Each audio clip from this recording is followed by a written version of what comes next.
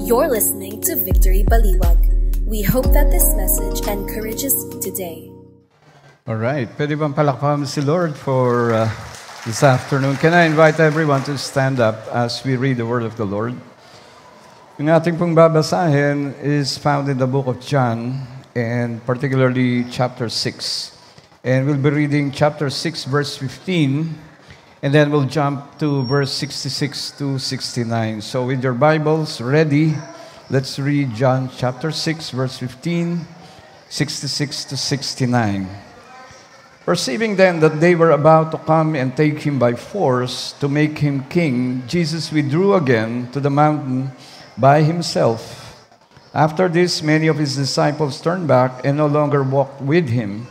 So Jesus said to the 12, "Do you want to go away as well?" Simon Peter answered, "Lord, to whom shall we go? You have the words of eternal life, and we have believed and have come to know that you are the Holy One of God." This is the word of God to the people of God. May God bless His word. Let's pray. Heavenly Father, help us to understand what you mean with these words, with this account. I pray, Lord God, that you would open up our hearts to receive the truth and manifest it in our lives. And again, Lord God, we desire nothing here but to give glory to your name, for your glory and our joy, in Jesus' name. Amen and amen. Sige po, pwede na po tayong umupo. Again, nandito na po tayo second week of our series entitled The Cross. And the cross is about the cross. In this 4-week series, we're going to talk about 4 na insidente, no? Makikita po natin in the New Testament. 3 of those incidents are experiences ng mga individual. Like for instance, last week, nakita po natin kung paano po na-encounter ni Nicodemus yung cross, kung paano po siya naging curious about who Jesus was or is, and then eventually nag-lead po ito sa kanyang conversion.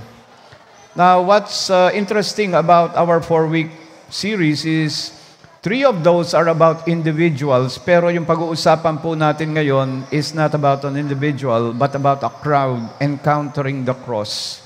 So, next week po, we're going to talk about the centurion, kung paano po siya na-convert or na-transform at na-born again. And last week, we're going to talk about Mary Magdalene. Now, bago po tayo pumunta dyan, let me just share a few stories. Kung kilala niyo po ako po ay mahilig mag-istorya, no? Now, I read this article in a magazine, no? An e-magazine, electronic magazine, and it talks about a dad, no? Parang sino yung mga tatay dito, no? Now, itong tatay na to, kasama niya yung kanyang pamilya, they were living in the suburbs or provinces. Hindi po dito sa Pilipinas, no? At a province in the US. At dito po sa kanilang lugar ay medyo walang masyadong sasakyan na dumadaan. In fact, very rarely na meron sasakyan doon na dumadaan. And yung kanyang mga anak, mahilig maglaro sa daan. And one day, yung kanyang isang anak na lalaki, he was riding his bicycle. Tapos, all of a sudden, meron pong mabilis na sasakyan na paparating. At nabundol po ang kanyang anak at namatay po yung kanyang anak nung nakasakay po doon sa kanyang bisikleta. Now, days after this incident, syempre nahuli po yung drunk driver. Meron yata tayong picture dyan, no, nung drunk. Meron ba? Yan, parang ganyan yung eksena, no? Namatay po yung kanyang son, and days after, pinulot niya po yung sira-sirang bisikleta ng kanyang anak. Tapos nilagay niya dun sa kanyang barn, parang workhouse or outhouse, no? Sa kanyang barn. Now, rarely na pumapasok po siya dun sa barn na yun, pero nakasabit po dun yung bisikleta. Now, years later, yung kanya pong anak, his other son wrote about this incident. Kasi sabi niya, doon ko lang nakita yung tatay kong talagang ganun umiiyak, no? Humahagulgul po yung kanyang tatay. Tapos, every time na nakikita o pumapasok po yung tatay niya doon sa barn at nakikita niya yung bisikleta, hindi po niya mapigilang umiyak. And even years after the incident, tuwing nakikita po niya yung kanyang tatay nandun sa barn, nakikita niya, umiiyak yung tatay niya. Now, I can empathize with this because I have the similar incident or experience sa aking pong buhay. No? Yung aking pong anak namatay 13 years ago. And I remember, no, nalibing na yung aking anak. 1 month after that, kinuha ko po yung kanyang mga gamit doon sa kwarto because he was living in Marikina with my dad's house. Doon ko po siya inilagaan for 3 weeks. And only to, for him to go to the Lord, no? After 3 weeks. Anyway, hindi ko po nakayanan. Kapapasok ko pa lang doon sa kanyang kwarto para linisin po at kunin yung kanyang mga gamit, ay hindi ko po nakayanan. So, umuwi uli ako dito sa Bulacan. Pero a month after, bumalik po ako, sinamahan uli ako ng aking asawa, and I was able to get his things. Yung kanya pong mga clothes, doon nilagay ko po yan sa isang hamper o isang supot. No? I don't know what you call that. No? Tapos hanggang ngayon, makikita nyo po yan sa ibabaw ng tukador namin. Hanggang ngayon, nung araw na nilagay ko po doon, nandun pa rin. And every time I see that, naiiyak po ako. 13 years na po, 14 years na po yung nakaraan. No? Why am I sharing these two stories? This is about the cross. Every time we see the cross, every time we encounter the cross, think about the cross. I hope na yung pong ginawa ng ating pong Panginoon, what the cross symbolizes will remain afresh to all of us. May we not forget His great sacrifice, His great love para po sa atin. Because Christ suffered and died for all of us. Pero ang magandang balita po ron, He did not remain dead because He rose again from the dead, giving us that ultimate hope. So, again, that is what this series is all about. It's a reminder for all of us, no, to always reminder the great sacrifice of Christ. Now, sesegue lang po ako, no, kasi sabi ko kanina, today we're going to talk about not an individual, but we're going to talk about the crowd. And speaking of crowd, sino po rito ang sumama doon sa Translasyon 2025? I hope not, no? Kasi posible ba, no? Napakarami ng tao, sabi dito, 8 million. Last year, alam niyo po ba, no? When I read the statistics, 1.2 million daw yung nakilahok dun sa Translasyon. No? Kala ko nga, every second Sunday ito eh. Yung pala, every January 9 and 10. Tapos yung iba, nag-camping pa sa Quirino Grandstand. Nag-overnight pa ron, no? Para makilahok dito. Pero alam niyo po ba, no, posible ba, no? This year, sabi nila, 2.2 million people daw ang sumali doon. Yung nakigulo doon at nakibalyahan doon, no? Pero kung susumahin daw po ang lahat ng pumunta ron, tapos umuwi, no, o naka-witness nito, hindi naman kasi lahat nagmarcha hanggang doon sa Plaza Miranda, sa Quiapo Church, di po ba, no? 8 million. Lumaki pa, no? 2.2 million, tapos 8 million. Posible po ba? No? Posible ba? Na ang mga taong to, bagamat sabi nga rito, deboto. Posible po ba ay sila'y naliligaw? Posible po ba yun? No? I don't mean to offend anyone here, but if it offends you, yung ating pong pag-aaralan ngayon, yan po yung gospel, because the gospel will offend everyone who resists the truth. So posible po ba, no? Na marami po sa kanila ay naliligaw.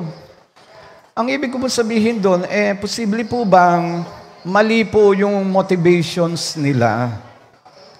Marami po sa atin, maraming pangailangan. Sabi nga kanina ni Rainiel, no, we just finished our prayer and fasting. At hindi ko po ina-undermine na marami po tayong pangailangan. Tama po ba? No? May mga nangangailangan ng kagalingan, may nangangailangan ng pera, pinansyal, may nangangailangan ng encouragement, o kaya meron silang problema sa relasyon, whatever it is. O nangangailangan ka ng comfort dahil nawalan ka ng mahal sa buhay, whether sumakabilang bahay yan or sumakabilang buhay yan, nangangailangan ka ng comfort. Now, I am not undermining our felt needs.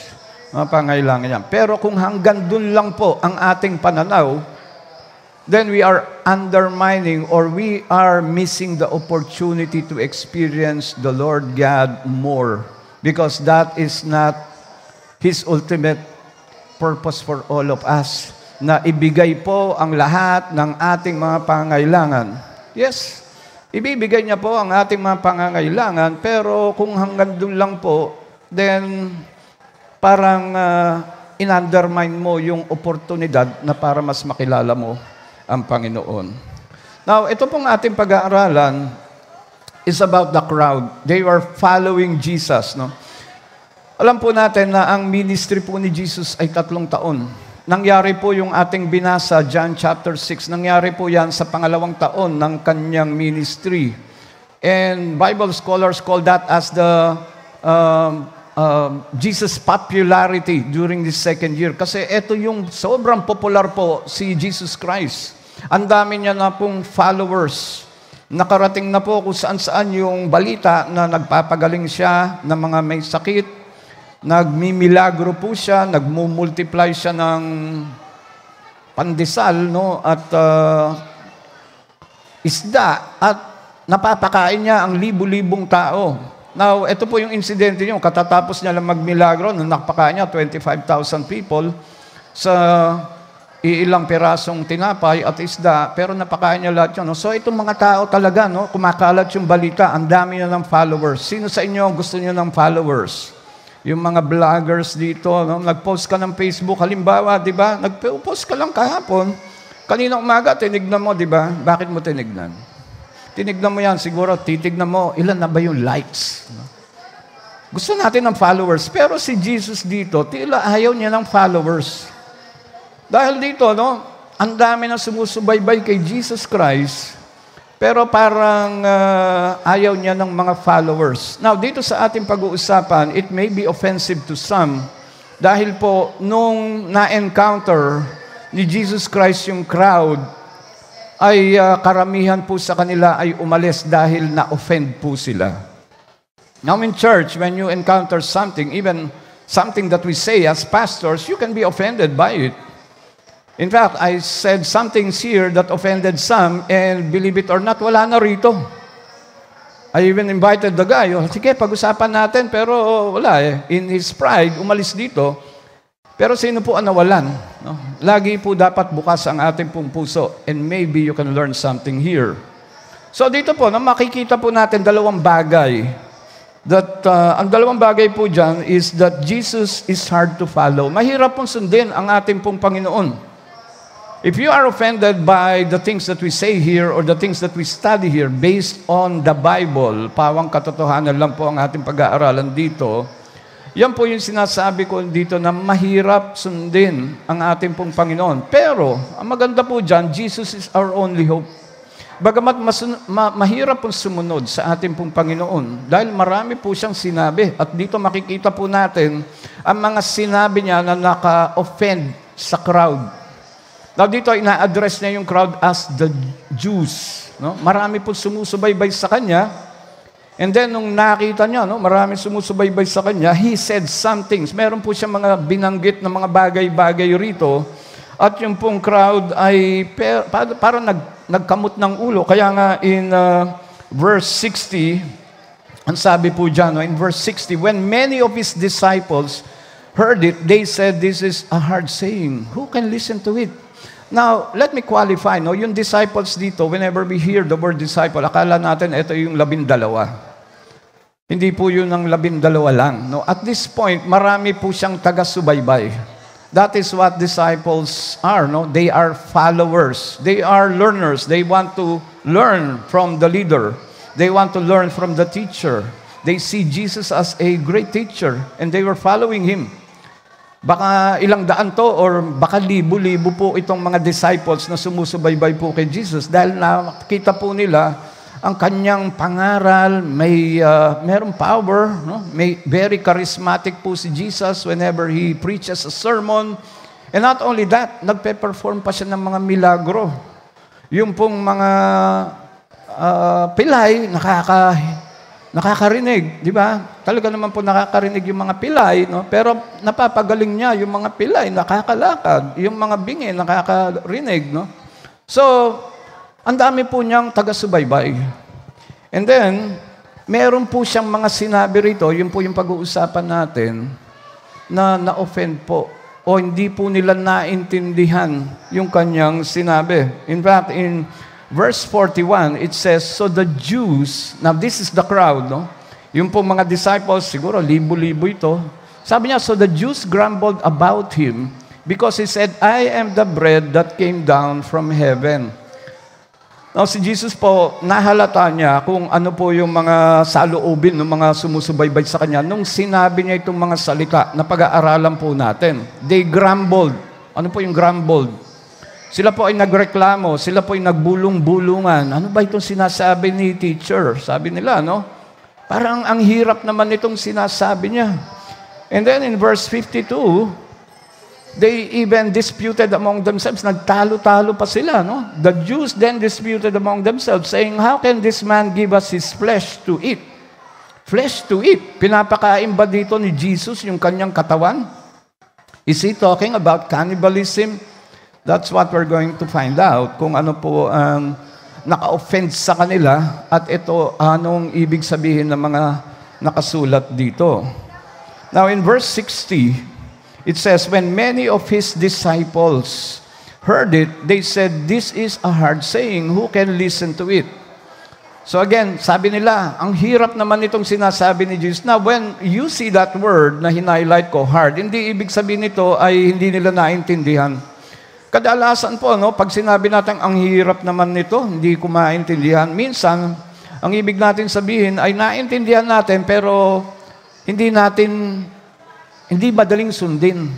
At yun po yung ibig nilang sabihin dito when they say, this is a hard saying. Ang hirap namang intindihin nito, hindi dahil hindi nila naunawaan, kundi hindi nila matanggap. In other words, hard here is being harsh or offensive. Harsh or offensive. Na-offend po sila dun sa mga sinabi ni Jesus. Hindi dahil hindi nila naintindihan, kung di naintindihan nila, marahil, maybe not all of them, but some of them or most of them, naintindihan po nila yung sinasabi ni Jesus, pero ang laman po ng kanilang mga puso ay mali. Kaya po nila hindi naintindihan in a way na katanggap-tanggap po sa kanila. That's why they say, this is a hard saying. Na-offend ako dito sa sinabi ni Jesus. At ano kaya ang sinabi ni Jesus dito? And therefore, may makikita po tayo ritong 4 na bagay here in John chapter 6 na naka-offend po dun sa mga followers ni Jesus. No? So, una po dyan, Jesus rejects their political agenda. Jesus rejects their political agenda. Makikita pa lang po natin dun sa ating binasa in verse 15 where it says, perceiving then that they were about to take him by force to make him king, Jesus withdrew again to the mountain by himself. No? So, eto na yung crowd. No? Sumusunod na sa kanya. Alam niyo po, yung mga Hudyo, during that time, they know the Old Testament. In fact, wala namang ibang libro doon but the Old Testament. Kabisado po nila doon. Yun, no? And they were waiting for a Redeemer. Tagapagligtas po sa kanila. Pero ang intindi po nila sa isang Messiah o Redeemer is a political leader. Yung pong isang leader na ipapadala po ng Diyos among themselves at ito po ang magre-redeem sa kanila sa kahirapan, sa pag-uusig ng mga sumasakop po sa kanila. And during this time, they were under the Roman rule. Sila po ay subservient sa mga Romano. And therefore, nung nakita nila si Jesus, yung kanyang sinasabi, yung kanyang mga milagro, ay ang naisip kaagad nila, eto na siguro yung leader na magliligtas sa atin sa pamumuno ng mga Romano. And therefore, nung nakita nila si Jesus, gusto na nilang i-elevate si Jesus dahil ang tingin nila, siya po yung mag-lead ng rebellion against the Roman government at i-overthrow yung Roman government at therefore magiging malaya na sila. They were ready to hail Jesus as the king of Israel, of the Jews amongst themselves. At nung nakita ni Jesus dito, no, ni-reject niya, may mga political agenda itong mga Hudyong ito, no? Gusto na nilang gawing akong isang hari. Pero alam ni Jesus, hindi po siya bumaba mula sa langit para maging political leader. Ang akala nila, no, that Jesus would exercise His might, His power to overthrow the Roman government. But we all know, if you read your Bibles, ang Panginoon po natin ay bumaba sa langit hindi para pairal ang kanyang power o kapangyarihan, kundi bumaba po siya parang isang maamong tupa. And that is why gustong-gusto ko yung sinare kanina ni Rainiel, no? Jesus came as someone who is weak. He did not come to exert force or might. He came to bring peace to all of us. And therefore, nakita niya yung kanilang political agenda. Now, when we say political agenda, hindi lamang po yan sa politics. And alam po natin, no, this year, meron po tayong local elections. Minsan po, yung ating mga opisyal na tatakbo, ginagamit din po yung church. Hindi po ba ninyo nahalata yun? No? Pupunta sila sa mga churches, hindi lamang po evangelical church like Victory, kung saan-saan mga church, Catholic Church, INC, whatever, no? Tapos, ang dami nilang, ginagamit nilang plataforma. Meron po silang political agenda, pero ginagamit po in the name of Jesus, in the name of religion.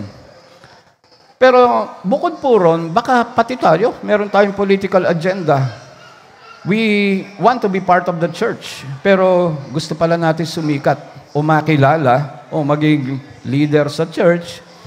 Siguro po, tignan natin yung laman ng ating puso, baka meron din tayong political agenda to be someone, an influencer, someone with many followers, o kaya gustong sumikat.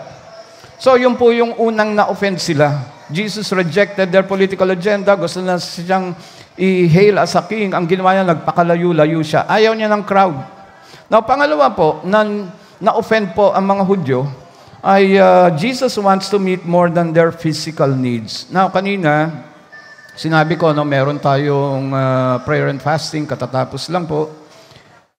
Disclaimer lang po, hindi ko po ina-undermine ang mga pangangailangan natin. Let's face it, lahat po tayo may pangangailangan ng kagalingan, pangangailangan pinansyal, pangangailangan relational, no? Meron po tayong mga needs. But again, nakita po nila na nagbilagro si Jesus Christ, nagparami ng tinapay, nakakain sila ng libre, so nagtawag pa nga sila, alika, meron na tayong libreng pagkain habang buhay. Ang nakita nila si Jesus ay parang ATM to meet their needs, to heal them, to give them food. And therefore, Jesus saw this na mali yung laman ng kanilang puso kung bakit ako sinusubaybayan nito. Kasi meron lang silang mga pangailangan na gusto nilang i-meet ko.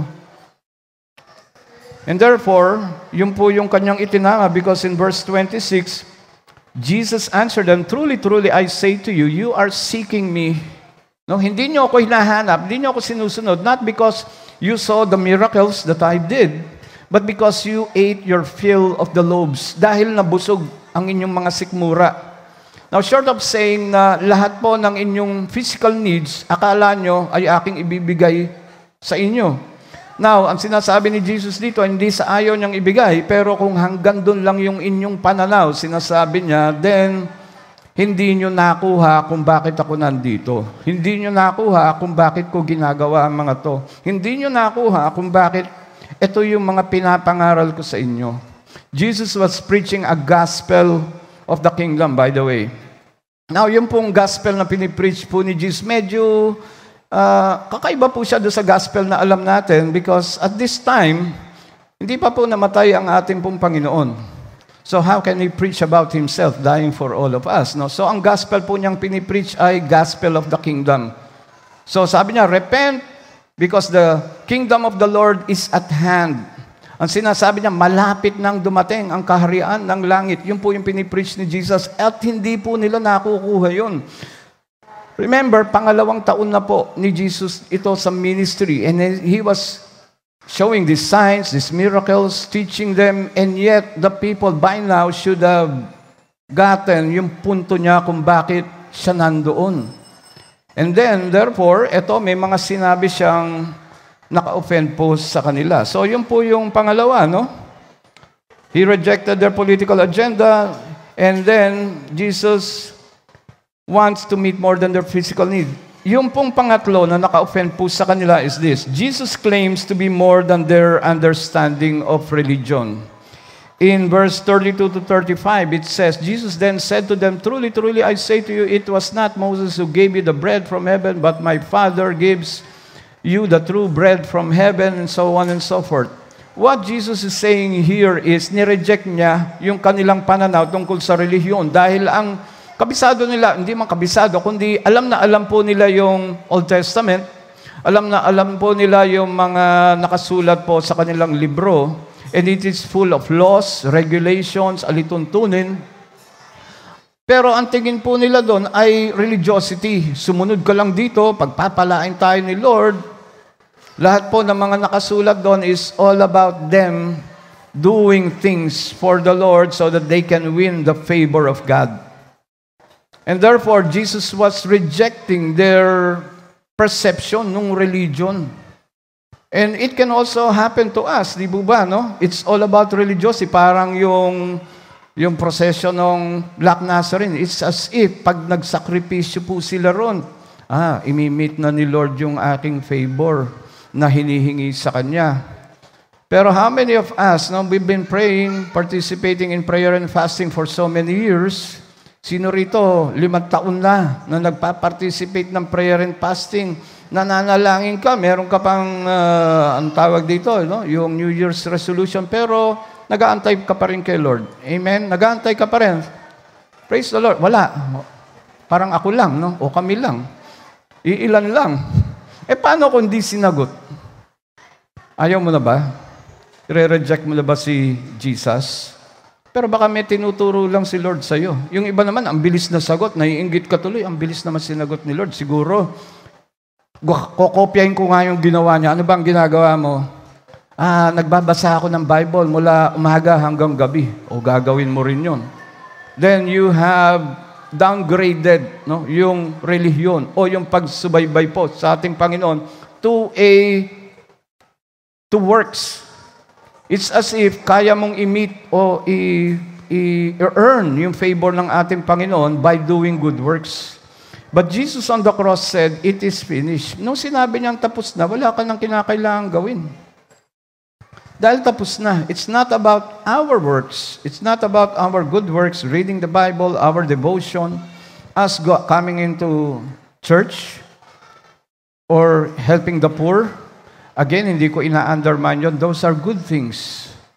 But if those are good things, pero kung hanggang dun lang ang iniisip mo para ma-meet mo yung favor ng Panginoon, then hindi mo rin nakuha.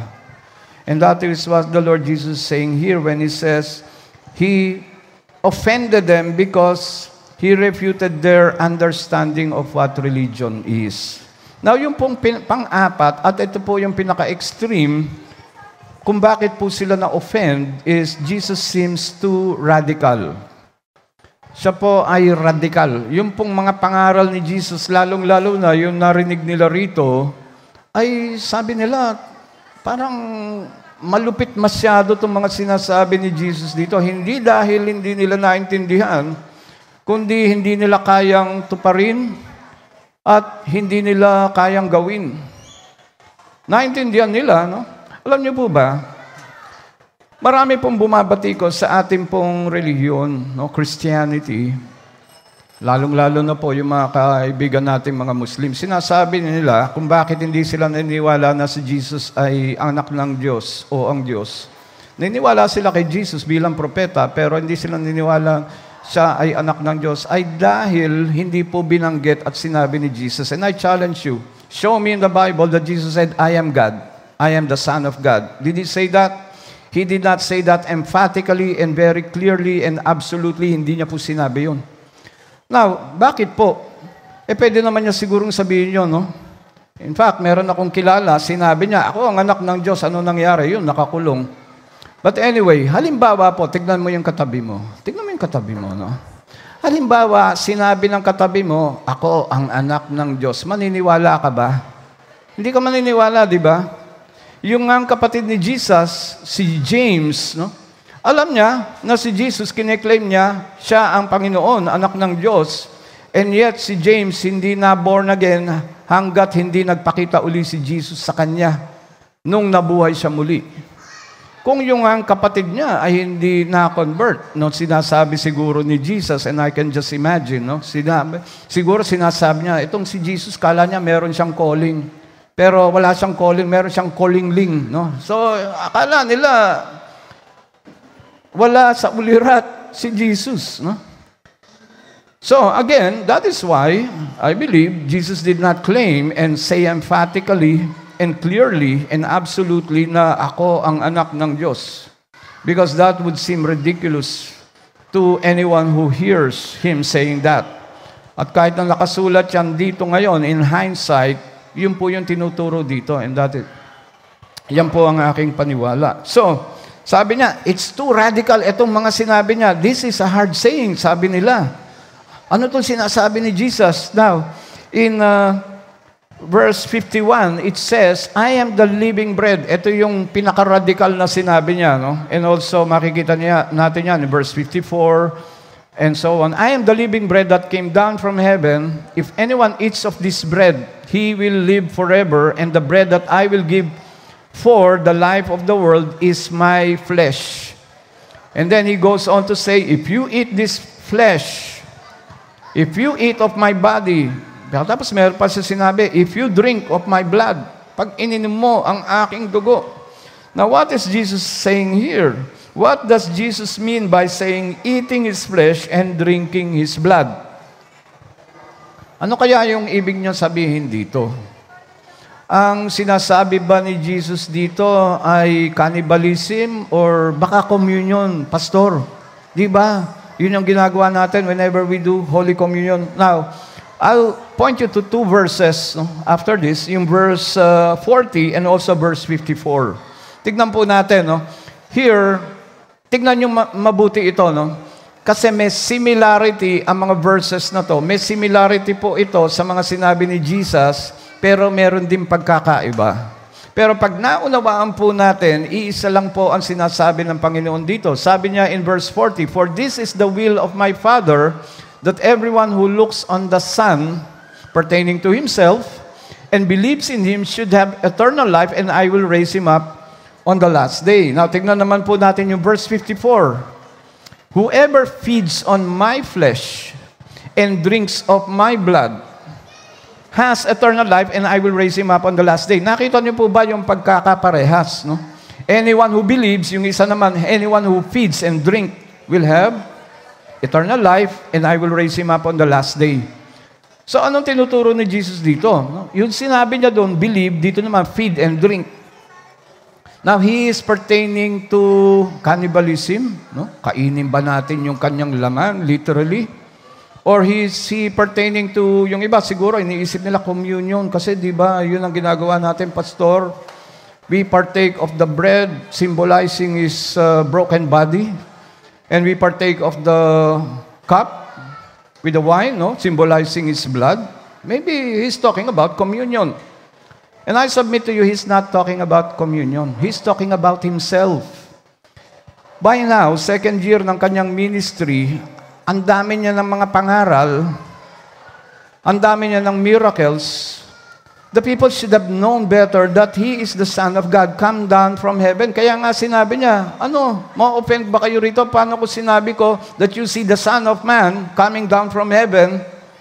Kulang na lang na sabihin niya, ako ang anak ng Diyos, bumaba sa langit. Hindi niyo ba nakikita kung anong ginagawa ko, kung bakit ako may nagpe-perform ng miracles?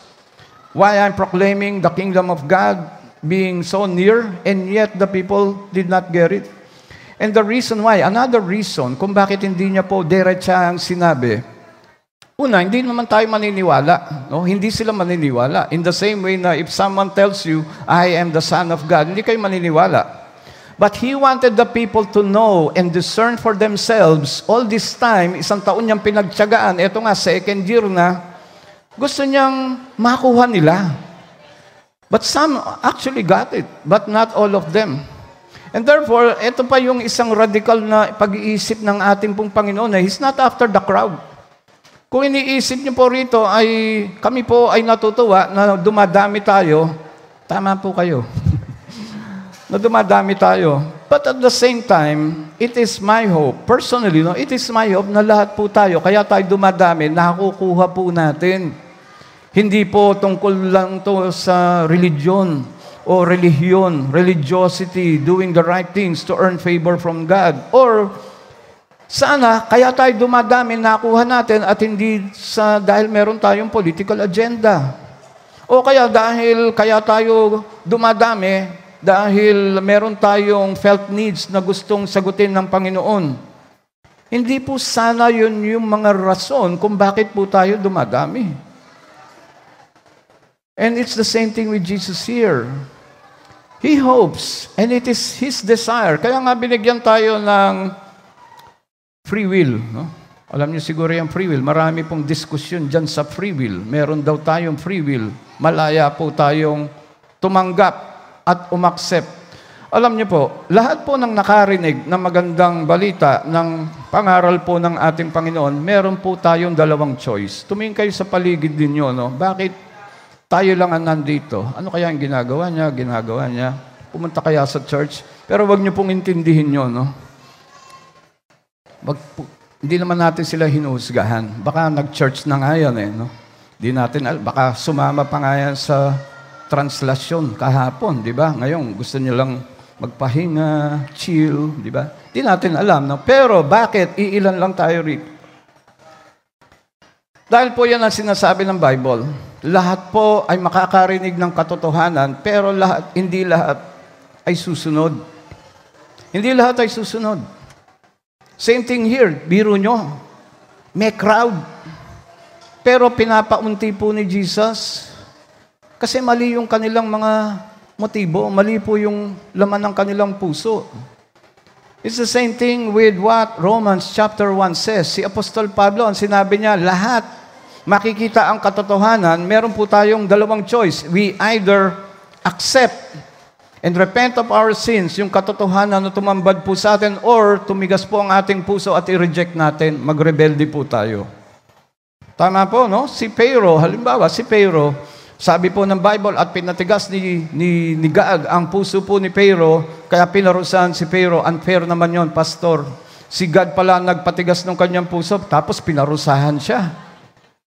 Yung iba sinasabi, si Judas daw ay talagang,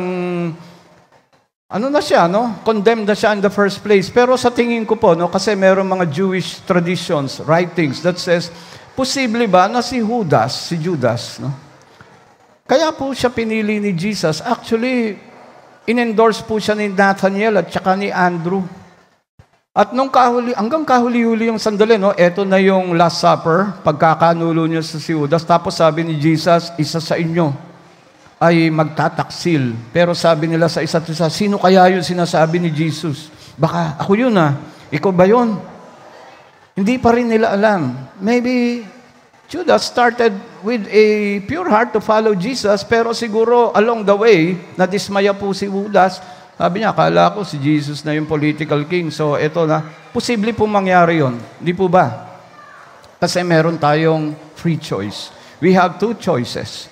To either reject the truth or accept the truth. At sabi po sa Romans chapter 1, I don't have a slide because it's not part of my original sermon, pero ano po ba sinabi? Listen to this, pakinggan niyo mabuti ito, At sinabi po rito, Romans chapter 1, verse 21, sabi po dito, for although they knew God, kilala nila si God, they knew God. For although they knew God, they did not honor Him as God or give Him thanks. Alam nila, kilala nila, pero hindi nila in-honor or give thanks to Him, but they became futile in their thinking and their foolish hearts were darkened. Nagdilim po ang kanilang mga puso, claiming to be wise, naging hangal po sila. And in verse 28, and since they did not see fit to acknowledge God, God gave them up to their debased mind. So in other words, ano ba sinasabi ni Jesus dito? Ito po yung aking conclusion dito. Ang ibig sabihin po niya rito is, believing in Jesus is like eating flesh and drinking His blood. It is about finding your sustenance, finding your nourishment, finding your flavor, finding your health, your enjoyment in Jesus Christ. Yun po yung kanyang sinasabi rito. Hindi po literal na kakainin po yung kanyang laman, kundi kung ikaw ay tunay naniniwala sa Panginoon at ang kanyang layunin nakita mo, it is more than meeting your needs. It's more than your political agenda. It is more than your religiosity. It is about surrendering everything to Him. Denying yourself, carrying your cross daily, yung kaninang binanggit ni Rainiel, no? In verse 62, ito, no, sabi ni Jesus, no, sinabi niya yun, no, verse 62, sabi niya, do you take offense at this? Then what if you were to see the Son of Man ascending to where He was before? So, no-offend ka ba rito? At hindi mo pa rin ba makuha? Paano kung nakita mo, ako, galing sa langit, nakita mo, maniniwala ka na ba? And in John chapter 6, verse 63, He says, ito yung malungkot, no? It is the Scripture who gives life. The flesh is of no help at all. The words that I have spoken to you are spirit and life. In other words, sinasabi ni Jesus dito, all this time I have been preaching and sharing to you myself. Nakita mo yung mga pangaral ko, narinig mo, nakita mo yung mga miracles, hindi mo pa rin ba nakuha? And again, yung pong binasa ko kanina sa Romans, no, sabi niya, and since they did not see fit to acknowledge God, hindi nila in-acknowledge ang Diyos. Bagamat nakita nila ang Diyos, hindi nila in-acknowledge. Sabi dito, God gave them up to their debased mind. In other words, ang sinasabi ni God, pinabayaan sila. Alam niyo po ba, no?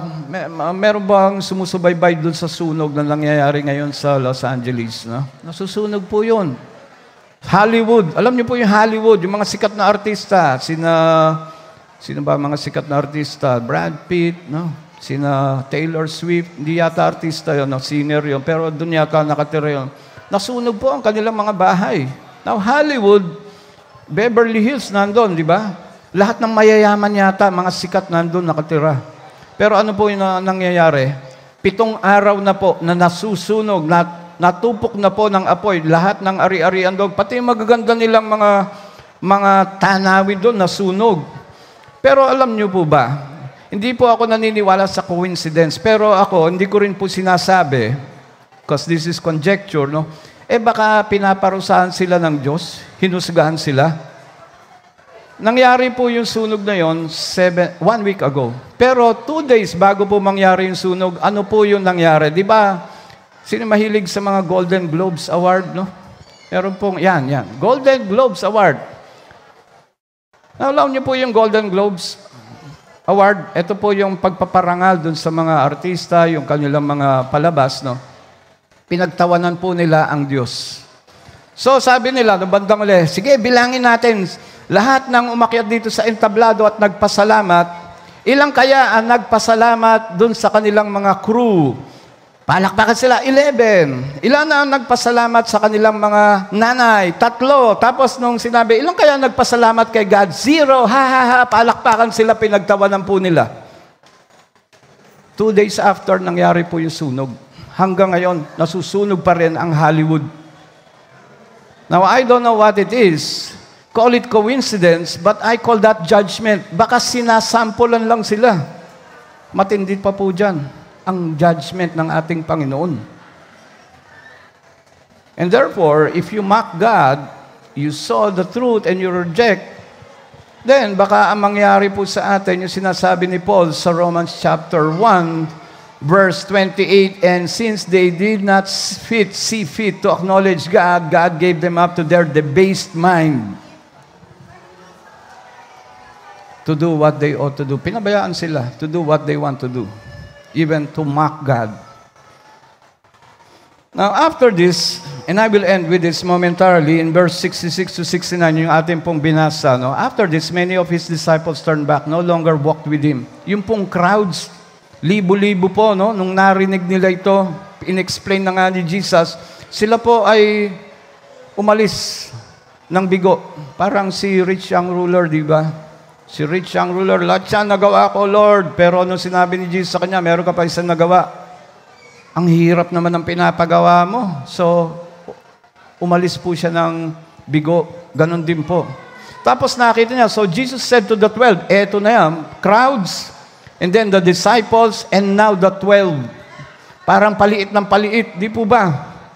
Sana kasama tayo dun sa sinasala ng Panginoon. Sabi niya dun sa 12, no, kayo, do you want to go as well? Gusto niya rin ba sumama? Hindi naman siya galit, no? Pero parang malungkot si Jesus dito. Sabi niya, gusto niya rin ba sumama sa kanila? Dahil ang puso po ng Panginoon ay para po sa ating lahat. Even to those who are rejecting Him. Hanggang sa kahuli-hulihan, ang Panginoon po natin ay namatay para sa lahat. Remember, yung 2 kriminal na napako sa krus ng Kalbaryo beside Jesus? Yung isa, sinabi niya, kung ikaw ang tunay ng Diyos, ibaba mo, ligtas mo kami. Tapos sabi nung isa, teka muna, hindi mo ba kilala kung sino yung sinasabihan mo? Tayo, deserve natin na mapako beside Jesus, pero ito, hindi niya din deserve. So sabi niya, Peter, sabi ni Peter sa kanya, Lord, saan naman kami pupunta? For you have the words that give life. And then he says, and we have believed and have come to know that you are the Holy One of God. Now, kung ikaw ay na-offend dito sa church, no, at lumipat ka, malaya ka naman gumawa nun eh. Pero paano masasabi na pag lumipat ka ron, hindi mo rin may encounter na ma-offend ka? Palipat-lipat ka na lang. No-offend ka sa leader mo. No-offend ka sa pangaral ni Jesus. Pero paano masasabi if you are right? So again, conclusion, napakahirap po sumunod sa ating pong Panginoon. Marami po siyang pinapagawa sa atin eh. Pero ang ating pong Panginoon, yan lamang po ang tanging pag-asa po natin. And I will end with this and then we'll sing a final song of praise. No? Sabi po sa Luke chapter 9 verse 23 to 24. Listen to this. No? I will end with this. Then he said to them all, and by the way, nung sinabi ni Jesus to, another group of crowds were following Him. Nagpakain na naman siya ng 5,000 rito eh, no? But this is a different account. Tapos sabi niya, yung doon sa mga crowds, no? Sabi niya, whoever wants to be my disciple must deny himself or themselves and take up their cross daily and follow me. For whoever wants to save their life will lose it, but whenever he loses their life for me, will save it. Now, yung pong salitang deny dito, no? Ano ba yung sinasabi niya rito? Deny yourself, no? Parehas po yan ng word na ginamit po kay Peter. Kilala po natin si Peter, di ba? Na napakayabang. Sabi ni Jesus, ako, mamamatay ako. Hindi ko pa yung tulutan yan, Lord. Sabi niya kay Jesus, no? Pero sabi ni Jesus, bago tumilaok ang manok ng 3 beses, i-deny mo ko. It's the same word that was used for Peter to deny Jesus Christ.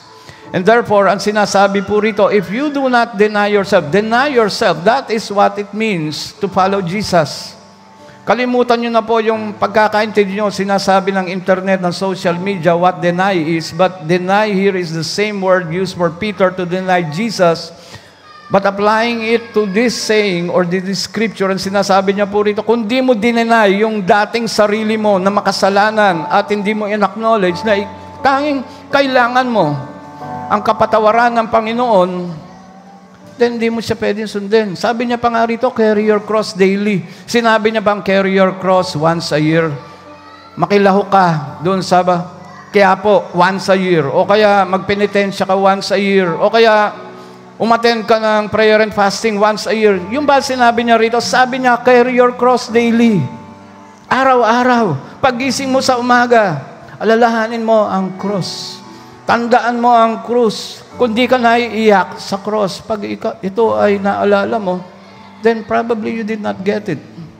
Alam niyo po ba ang sinapit po ng ating Panginoon papunta sa krus ng Kalbaryo? But also take note, yung pong kriminal beside him, hanggang sa kahuli-hulihan pong sandali. Sabi niya, ano sinabi niya? Hindi naman niya sinabi, Lord, isave mo ko rito. Ang sinabi niya lang, ang tanging request niya ay, Lord, wag mo akong kalimutan, ha? Pero higit-higit pa ron ang binigay ni Jesus Christ. Ang sabi niya, sa araw na ito, kasama mo ako sa pagpasok ko sa aking kaharian. Ganyan po ang puso at pagmamahal ng ating Panginoon. Amen? That deserves a clap. Come on now. And therefore, to carry your cross daily, if you're not prepared to suffer for Christ, if you're not prepared na duraan ka, sampaling ka, i-persecute ka, usigin ka dahil sa pananampalataya mo sa ating Panginoon, I don't know what is. But that is what it means to carry your cross daily. Dahil ang kasagutan po sa lahat po ng ating pangangailangan na ay sinagot na po ng Panginoon. Yes, we have felt needs, pero yung ultimate na kailangan natin at yun ay kaligtasan, ay binigay niya na sa ating lahat at nasa atin na lang kung tatanggapin po natin ito o hindi. So with that note, let me just pray for everyone. Panginoon, we thank you for your great sacrifice. Thank you, Lord God, for the message that we heard this morning. Thank you, Lord God, for the offense. Sometimes, yan po ang kailangan namin, na magulo po o ma-shake, mayanig ang amin pong mga puso't damdamin, na punong-puno na po ng katigasan at pride. At salamat po, Lord God, na hindi ka nagsasawang i-remind kami sa iyong pagmamahal. At wala po kaming tanging magagawa para bayaran po ang bagay na ginawa mo para sa amin, kundi sa amin pong pagsunod, pagmamahal at pagmamahal sa iyo. Again, salamat po, Panginoon. Wala po kaming nais dito, kundi ibalik sa iyo ang lahat ng karangalan, papuri. Yan po ang aming nais. In Jesus' name, amen and amen. Can I invite everyone to stand up as we sing a final song of praise? Thank you for listening to Victory Baliwag Podcast. Follow us at Victory Baliwag on Facebook and YouTube for more details as we honor God and make disciples.